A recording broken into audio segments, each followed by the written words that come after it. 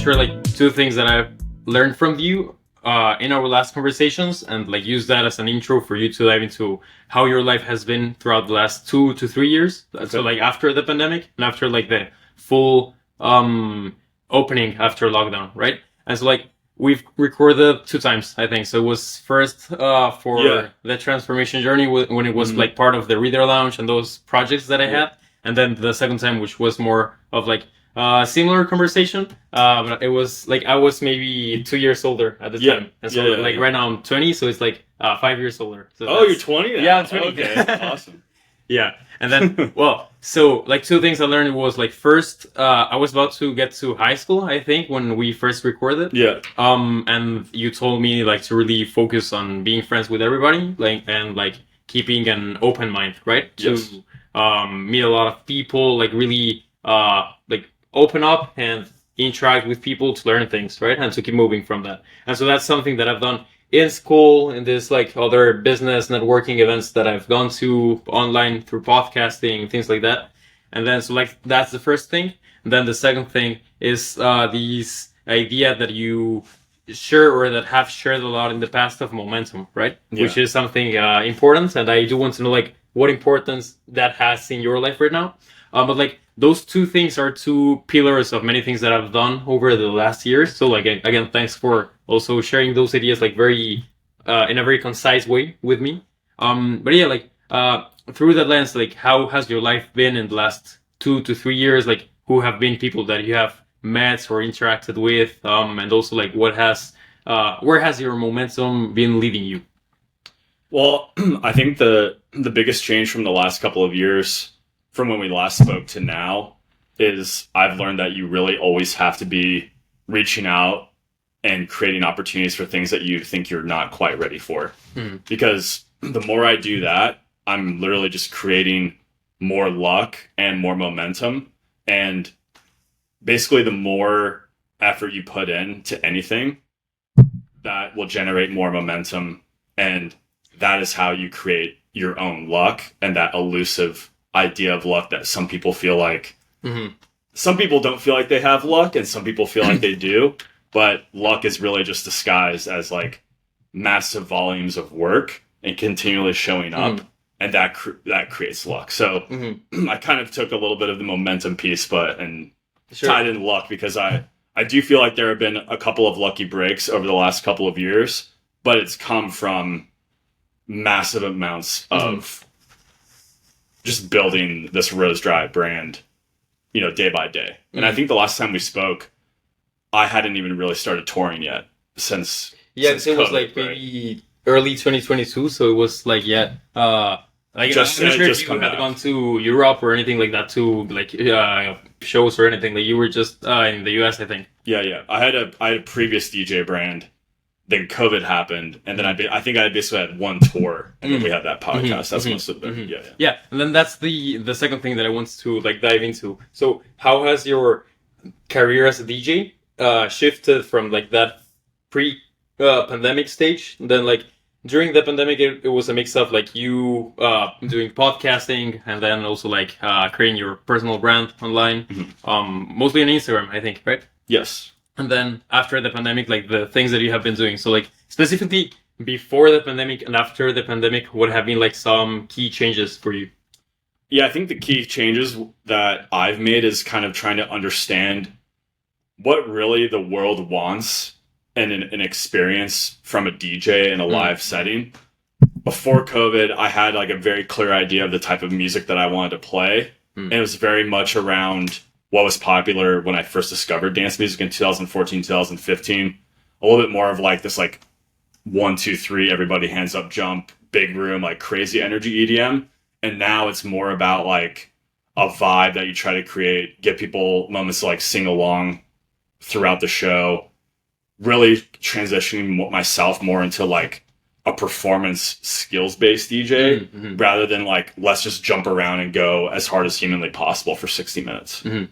So I think that's been the biggest shift for me from before the pandemic to now, is seeing what is actually working worldwide in all these different markets from a music standpoint, and doing that, but doing it in my own way. Whereas before I was really trying to like force what inspired me to get into DJing originally, which wasn't. It's not even really a thing anymore.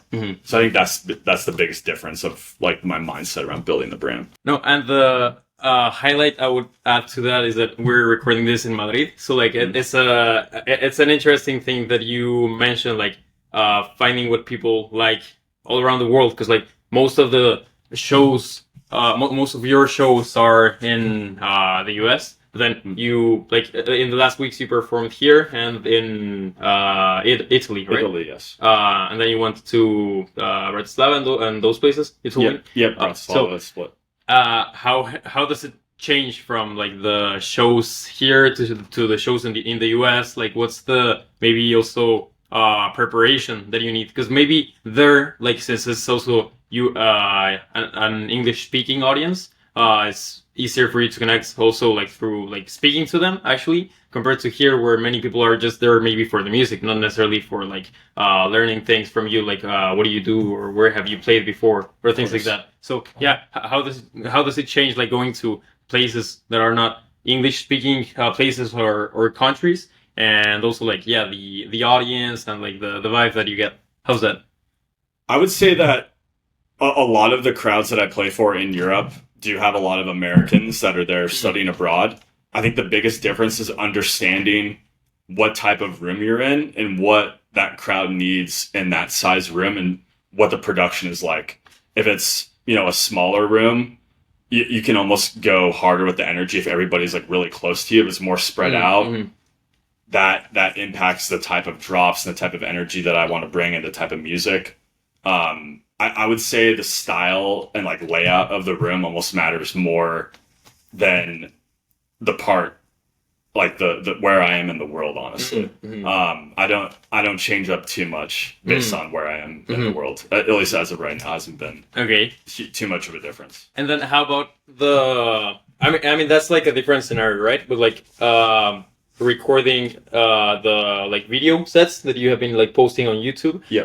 That's like a more that's a very different scenario and vibe compared to a show, right? Because it's like only you, maybe like you both like chilling and maybe having something to drink or something like that and just enjoying the music. How do you feel as a producer and like as a DJ by experiencing these two like different scenarios where you're like doing the same activity but like with different purpose? How's that experience for you?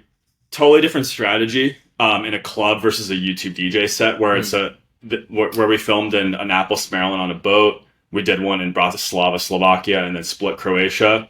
It's an on-location DJ set. There's no crowd. It's me being a curator of music, showing you music that I like in the tech house genres that I wouldn't necessarily play in my shows. I would like to play them in my shows, but in a club environment, there are people that are coming to see Rosedriive, but then there's also people coming that got dragged along because they're like last minute plans. Like my friend's bringing me here. We're just going to go to this random club and there's a DJ there. So you have to balance what people could kind of vibe with if they have no idea who I am in a club setting. But this YouTube set is kind of a whole passion project of showing people, hey, here's all the music that I know that you might not know. And I can be the person that introduces them to these different tunes that they might not have discovered otherwise. And it's almost kind of matching the vibe of that scenery. And it's totally different than a club show. The club show, you're feeding off the energy, you're testing something out, you see how the crowd reacts. That impacts the next 2, 3, 4 songs that you play. The set list for the YouTube is very, very strategic of what I want people to associate my brand with musically. You do that with a club show, but you're just in complete control with an on-location YouTube set. So those are kind of the differences. Then what about places where you have played before? So I've seen that, I think it's mostly in the east side of the US that you have gone to like different universities, but you have played many times for maybe 1 or 2 or like more universities, but like multiple times, right? How has it been for you to come back to those places and like present to maybe a new audience? Because it's like maybe freshmen and like people that are just like getting started. So like how's that for you as well?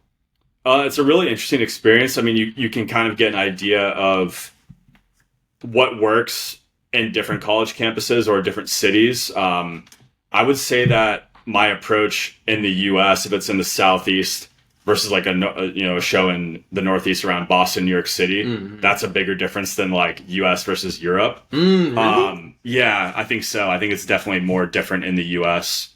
Than U.S. regionally versus U.S. as a whole versus Europe. Okay. But every time that I play at one of these venues or universities in the college towns, it's kind of a different crowd every time. I could be going back to the same fraternity, but that was 2 years ago. And it's a whole different crowd by that point. Different members in the fraternity. People have graduated, come and gone. So even though you're playing at the same places, it's almost like a new crowd every single time. But yeah, every time it's a lot of fun. I mean, I have a few favorites where I know, they're going to bring a lot of great energy, and a lot has changed on my approach and understanding what works and what doesn't based off of how many times you've played there. Yeah. In the last month that you have been like touring around the US and now Europe, have you gone to any university that you played at before?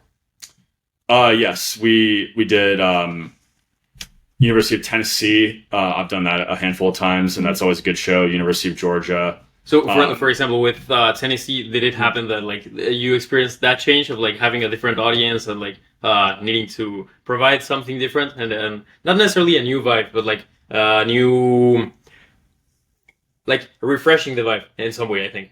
Sure, yeah. You want to make the set different to where they feel like they're getting a different show, but you also I have certain combinations that I'll play from a music standpoint that I know work every time, and no one's ever complained saying that it's not good.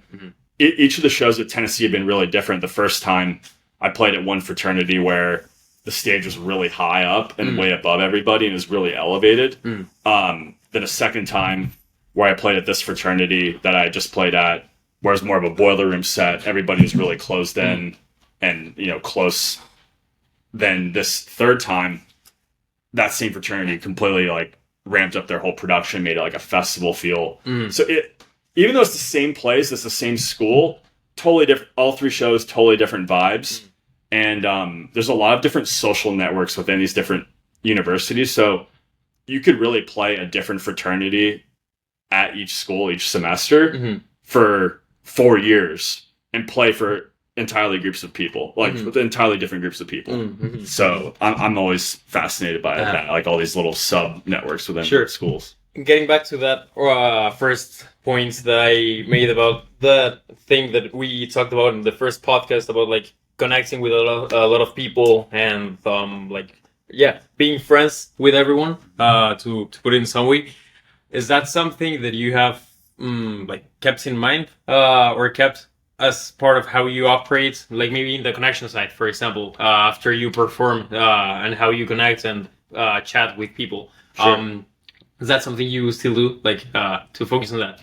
Yeah, I think in a DJ brand building networking sense, I definitely have.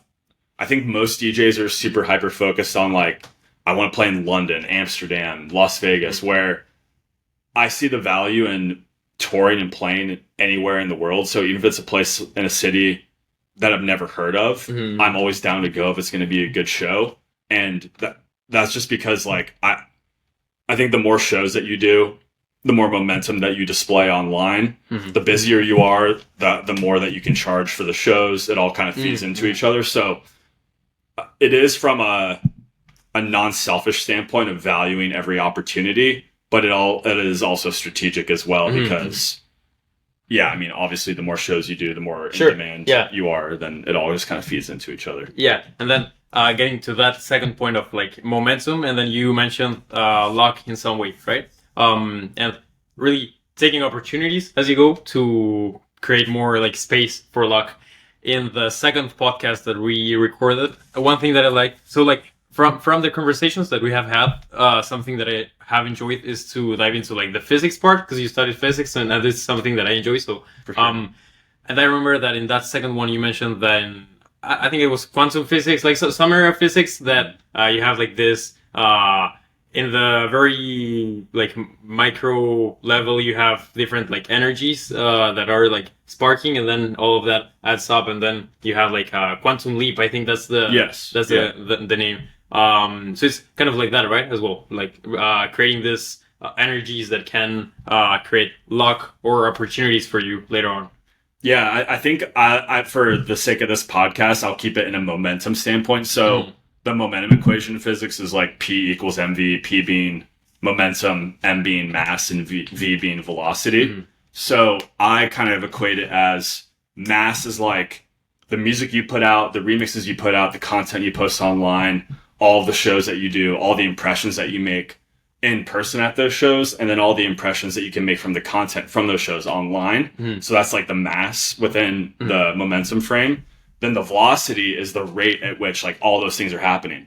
So if you're doing 10 shows in a month, that momentum like just naturally around those 10 shows online, the in-person impressions, that momentum is just going to be so much faster and just kind of build on each other. So that's kind of like how I really frame the whole like momentum standpoint, like the easiest way to explain it for like a DJ or producer building a brand. Yeah, no, but like what we talked back then as well is that like that doesn't only apply for like producers or DJs. It's like for anyone building anything, right? For like, for example, me with this podcast is about like the quality of the episodes, and then also like the quality of the guests, for example, and then the frequency with which I post, doing things online for like promoting on Instagram, things like that, right? Absolutely. So it's like something that I enjoy doing in this new show is as well like trying to synthesize the key ideas in some way. And I think that's a good way to put it. Then another thing that I was in my way here, something that I was thinking is that like a very trendy topic is AI, right?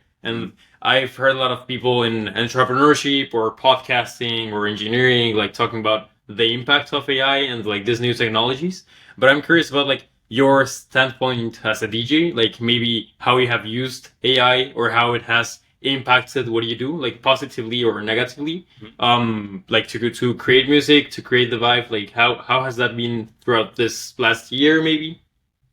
Well, I would say for me personally, AI has been really helpful with organizing tours and really helpful from an admin standpoint, or just keeping organized, or quick references for ideas on building tours. I think that's been a big help for me. I haven't used AI from a music standpoint at all. I think it's totally fine. I'm not like opposed to it. It's going to happen.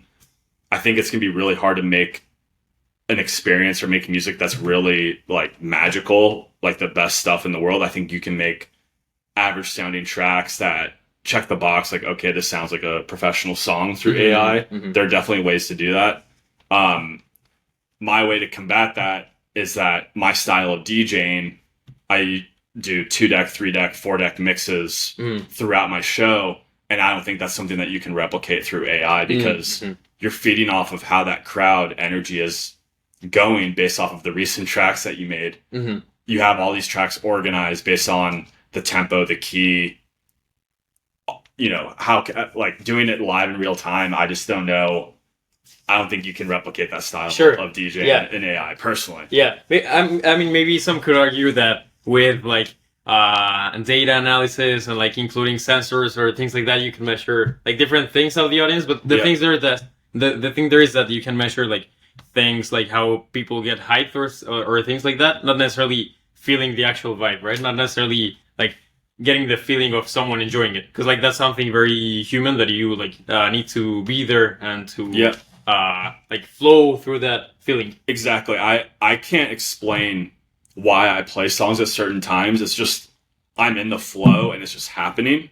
So I don't know how you quantify. I don't know how you quantify that. It's just it's almost like a supernatural thing going on in my mind, and when I'm in that flow, everything's just completely coming together and like playing the right songs at the right moments. So I don't know, maybe AI will figure that out eventually. But no, and that part of getting into the flow state, do you think that performing over the years has helped you like to flow through that flow state more easily, or maybe even with more impact? Because that's the thing, like you could be in the flow state but not necessarily get many things out of it, but like maybe with experience you have been able to like get different things out of it, like the vibe that you give, like producing music as well, things like that.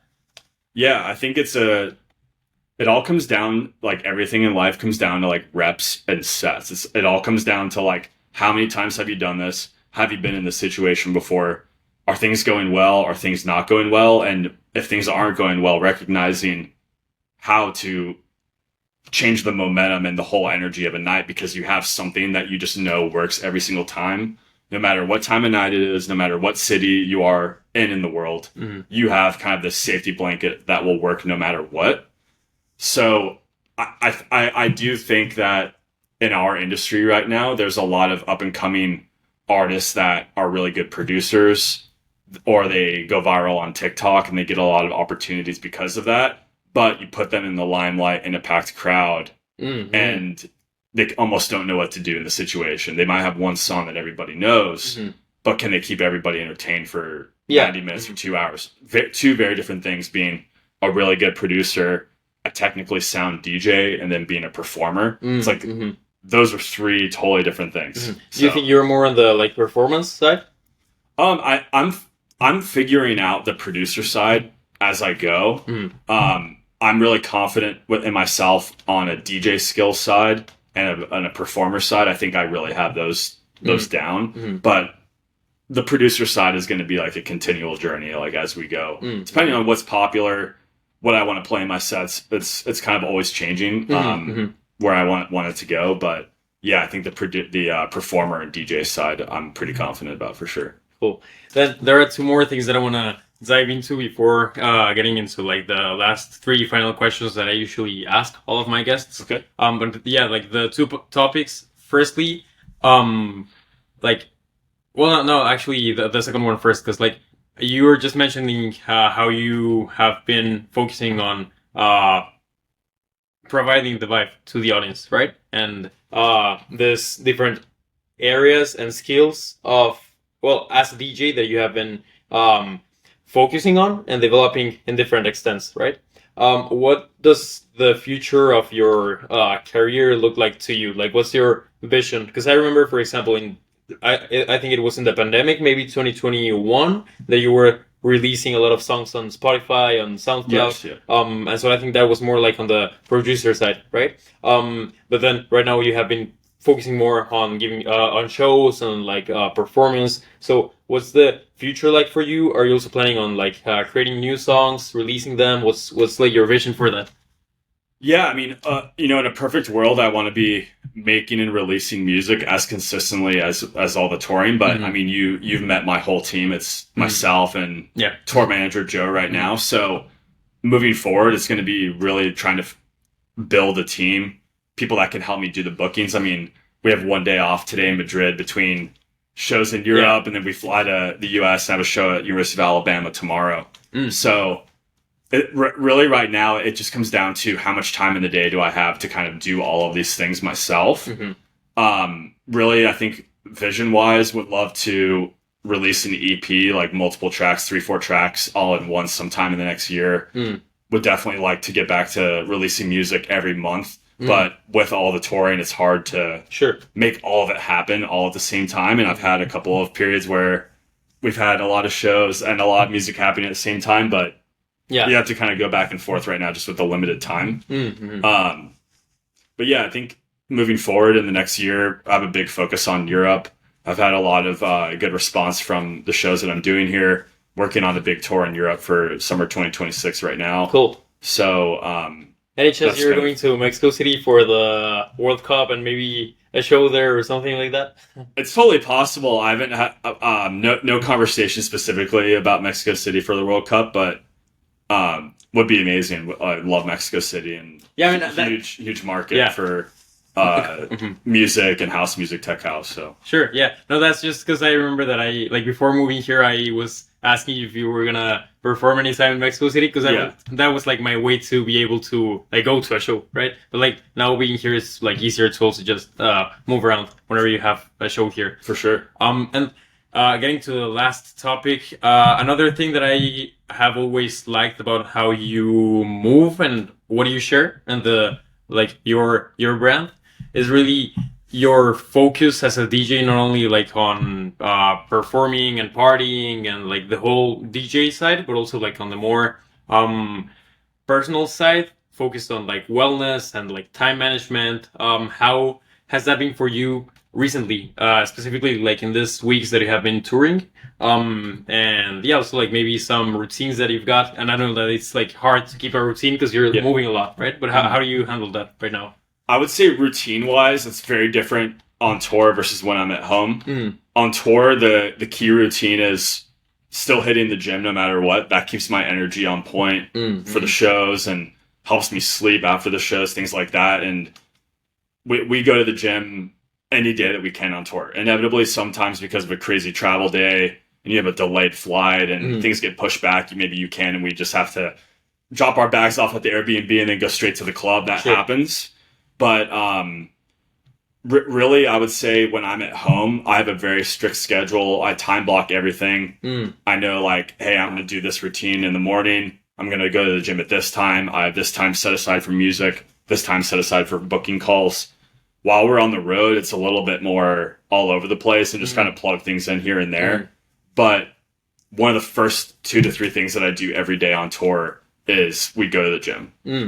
That's kind of the key thing. And it's laughable if I showed you like my calendar of when I'm at home versus when I'm on tour. When I'm at home, every 15 minutes is planned out pretty much to a T. When we're on tour, I like almost don't even pull out my calendar unless it's for just like certain important calls. But but I mean, it's also more difficult like to organize yourself and to plan things because like unexpected things happen in a city that you don't necessarily know. Like everything's out of sorts. Like, you know, you don't have food at the Airbnb or at the hotel. You're going and eating out everywhere.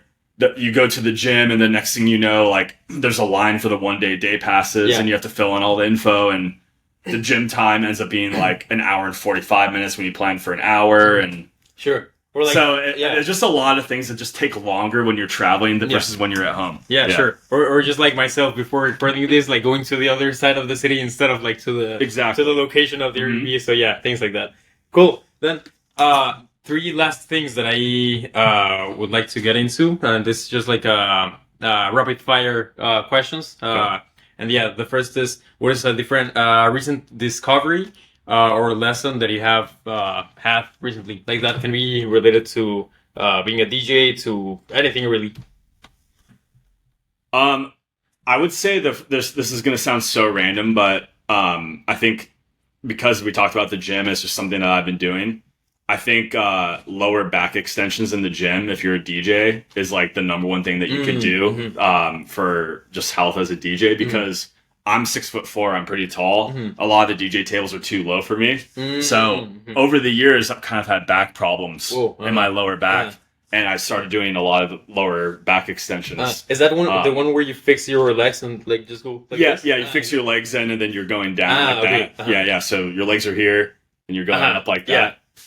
That's a recent thing that I've felt like at the end of a 90-minute or 2-hour set, I would just feel my back kind of giving out towards the end of the shows. But since I started doing that, no problems at all. So very niche realization. Like the people that listen to this that might care, probably very little. But yeah, that's just a recent realization that I was like, that's one exercise I wasn't doing. That was like a complete game changer for my life. Great. So. No, and I think that it works for tall people in general. People who have back problems as well.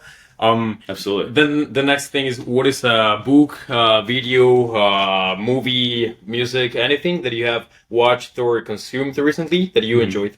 I would say this year, Winning by Tim Grover, that book has been absolutely massive. He's a former trainer for Michael Jordan and Kobe Bryant. He has another book called Relentless that's really good. And I read that book once in January this year, and it was so good, and I felt so productive, not because of like the little mindset tips that you would get here and there that you're like, oh, this is really good. It was almost priming my mind to think like those guys do and being obsessed about what you're what's most important to you. So I've now read that book 4 times this year, just basically on repeat, and I'm on a 5th run through.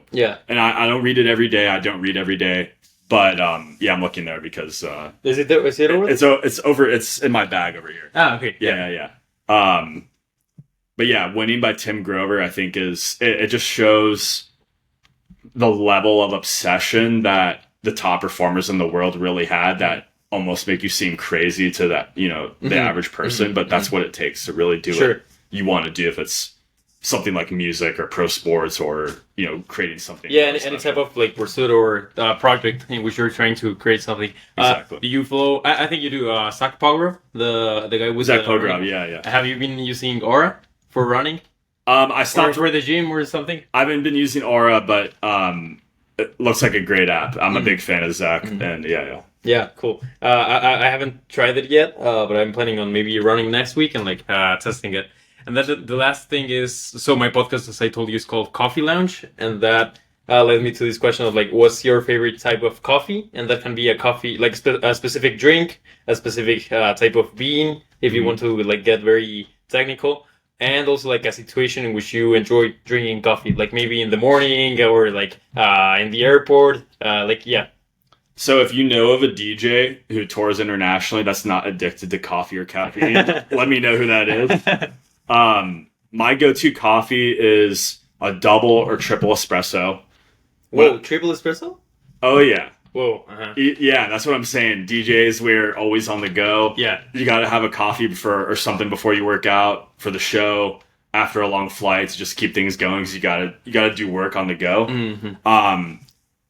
I'll do an espresso, and I will ask for cold milk on the side, and I will pour in the cold milk with the espresso, because personally, I don't like it when coffee comes out really hot, because you can't drink it right away. So I just like to have, you know, a black coffee, put 2 ice cubes in it, or an espresso with a little bit of milk, and that's my go-to coffee. I don't do any of the real fancy stuff. And situation for drinking coffee, like I don't know, like again the every airport. situation. Yes, every situation for coffee. I don't. In the morning I'll have a coffee shortly after waking up.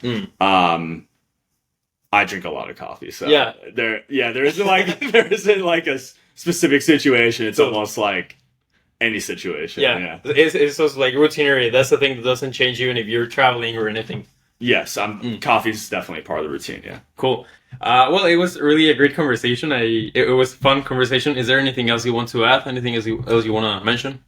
I would say whatever it is that you're most excited about, regardless of where you're, like how old you are or where you're at in your life, like pay attention to that and don't stop going for that. That's like, I feel like there's so many people that are, 5-10 years out of college that think like now is the time to like give up on that thing that you're most excited about because of other life circumstances. And I see it in a lot of peers. So I would say that's my number one thing. Like whatever you're most passionate about, just keep going after that thing, because you don't want to be 10, 15, 20 years down the line wishing that you had. Sure. How long have you been on the DJ journey? I started about 9 years ago. About a year and a half, 2 years of COVID, where it just almost didn't really count, which I count as part of that 9 years. But I've been touring nonstop consistently since like fall 2021. But yeah, I mean, it's a long time, and I was asking because of that, because it's like maybe 10, 11 years that after you finish college, or how long? About next year will be 10 years. Okay.